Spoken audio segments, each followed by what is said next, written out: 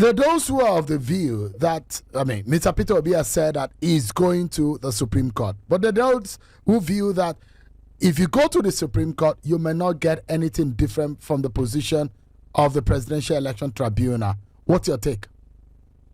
My take is that, first of all, people can say you're slaves, but you should not make yourself a slave.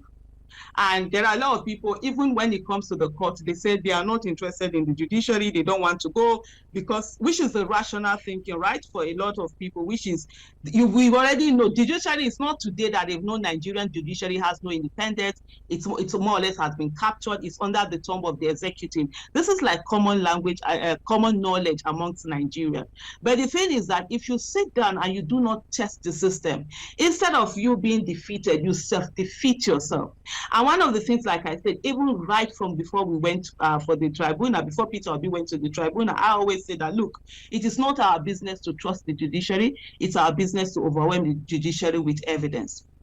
And of course, the court can come and tell you that even if you bring evidence and say that it's not evidence, because they have a bunch of people in front of them that are going to say, as the court pleases, rather than say, if it ensures justice. And I look forward to, even if it's 50 years from now, 100 years from now, I hope we get to a place whereby lawyers are not simply chanting as the court pleases. They are more like, if that ensures justice. So coming back to the question that you asked me, is to say that it will be tested.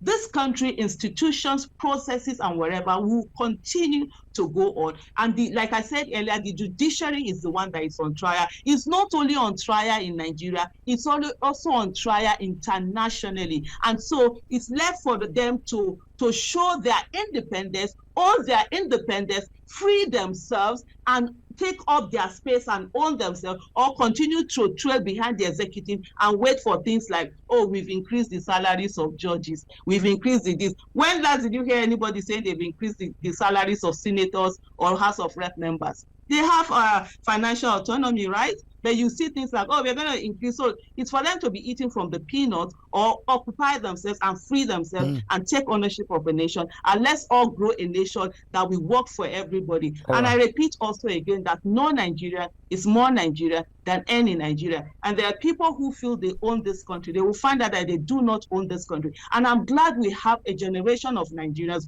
who are standing on, who are not afraid, who have social media, who have technology, who have finances they can get beyond this country, who have creativity, who are coming together and ensuring that they get a country that they all can be proud of.